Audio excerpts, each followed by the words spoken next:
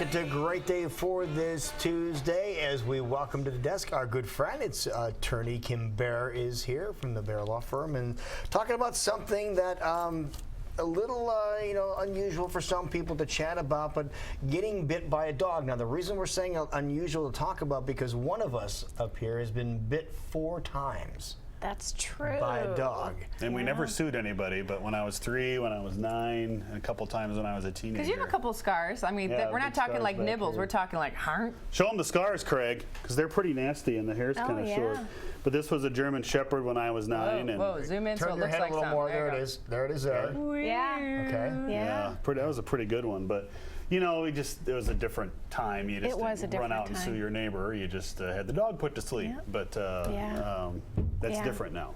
It is different now, and probably more because of insurance. Most people have insurance, home owners insurance that covers dog bites.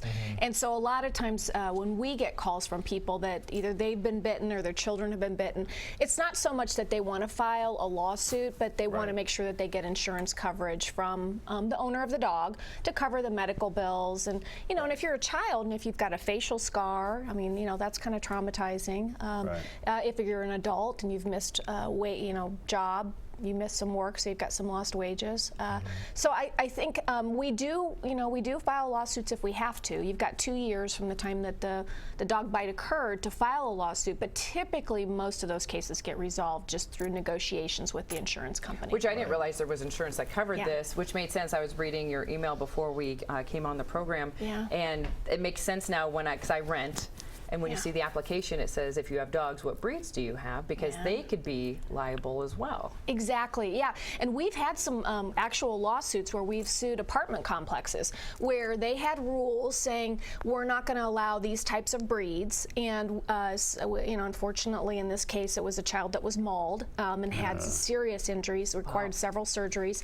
And in interviewing the people that lived in the apartment complex, we found out that the management knew about this dog, knew that the dog was loose a lot, running around, knew what kind of breed it was, and but didn't do anything. Didn't do anything about it. And in apartment complexes usually have insurance for that type of thing. And so, obviously we sued the dog owner, but we also sued the apartment complex, and we were able to collect from both of them. Now we're all animal lovers here, and we tout that every single week on our Great Day Morning show. But there are some dogs that are deemed vicious, so to speak. And I don't know respectfully that we would agree with that. I don't know that I do. I think, I mean, I've been bitten by poodles and sheep dogs, and I think any dog can bite. Right. Oh, I think that's true, and and it's very controversial. Even the animal associations come out and say we think you should judge it dog by dog, not by breed. Right. But the point that I wanted to make this morning is, if you're a dog owner, you need to check your city ordinances, because different cities regulate. It vary city to city? It does. Oh, For example, Des Moines is very, very strict. West Des Moines, the last time I checked, has nothing with regard to requirements. In Des Moines, if you have one of the breeds that they deem to be vicious or aggressive, you need to license that dog. We have to license every animal. But in that case, you have to have a $100,000 insurance policy that covers the dog. Yeah. Wow. You have to have a fence that's 6 foot tall. There are all sorts of very specific requirements, and that's in Des Moines. And like I said, you can go out to West Des Moines and have the exact same dog and not have that issue. So you've got to check, Urbandale, Clive. So whatever city you live in, if you own a dog, you need to find out what those ordinances say. And if I recall correctly, I think in Des Moines, if you don't follow the ordinance and then there's a problem, maybe the dog gets loose or the dog bites someone, I mean, you can also have it's a misdemeanor. You can also be charged, get a ticket. Wow. So as well as being liable for. Now, what about the incident that may have occurred when the person was bit by the dog? What if it was being taunted by someone? Does it matter what the situation is? Not unless they're trespassing onto your property. But so if they're on your property and they get bit on your property, how does that change? Then that would be an exception, because if they're trespassing, so you have to ask the question: were they invited? Are they kids that come over all the time? Yeah. So when you tried to kiss that dog that one time, were you in somebody else's yard? I was, yeah. Okay. Yeah, see, so there you go. So there are some exceptions, and so we kind of look at it case by case basis. One of the things that I think people have a misunderstanding about in Iowa is they say, well, my dog has never bitten anyone before, and I didn't know that my dog would bite, so therefore I get one free bite. And that's not the case in Iowa. It's called strict liability. So if your dog bites someone, you're going to be liable, assuming they weren't trespassing, onto your property. Sure. So, and then the question is what do we mean by trespassing? If you are a neighbor kid and I know you're going to be in my yard all the time playing with my dog and I allow that, the one time that you get bit, are you trespassing or are you really an invitee and you're a guest? So, my ruling would be if you got bit, you're trespassing. Okay.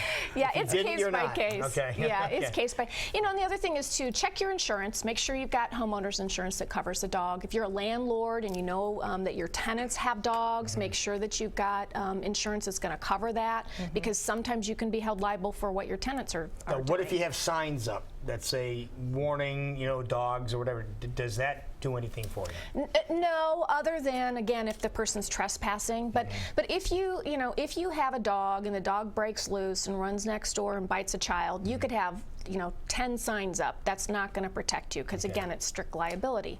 What happens if the dog, and we have dog parks around the metro now, if your dog bites another dog and causes, injury? Right. So we in Iowa we treat dogs as personal property. So it's really would be my car hit your car, and so we're talking about damage to personal property. So could I be liable for your vet bills? Yes. But am I going to be liable for the pain and suffering to the dog? No, because we treat it as personal property.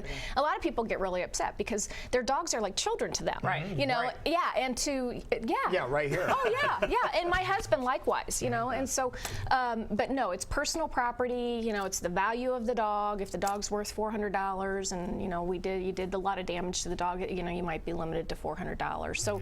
So you need to remember that damages to dogs limited. And if you get bit in a public place? If you get bit, that's why I wanted to point out strict liability. Okay. So if you're in a public place and you get bit by a dog, you have a claim. So then the question is whether or not we've got insurance to cover it and how we're going to handle it. Gotcha. So. All right. So if Interesting stuff. Anybody has any questions that need to be clarified? Can they get a hold of you? Yeah, absolutely. We